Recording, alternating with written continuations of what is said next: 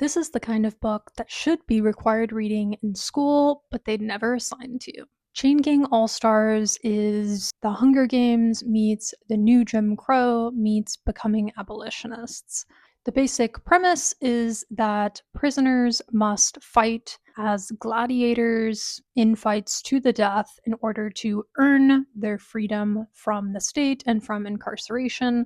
And they do this in front of both a live audience and in front of thousands of cameras. This is very much so like our world, but highly technologized. So we follow mostly Thurwar and Stax, who are in a relationship, and they are two of the players in this game. We do follow other people throughout the course of this book, including protesters, some of the people who are on the board of the games, people who are watching the games, and other players. This book is really doing a lot. In addition to telling a really good story, we're also critiquing capitalism, private prisons, the entertainment industry, and its lust for gratuitous violence, systemic racism, punishment, like what even does that mean as a concept and as an idea. The characters are very complex and very interesting. The book does a really good job of building an emotional climax and building up the characters and the character dynamics, and we get this just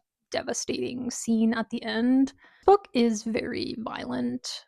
It's hard to read and engage with at certain times, and intentionally so. So it's a dystopian book, but it doesn't really feel that far off from the reality that we're currently living in.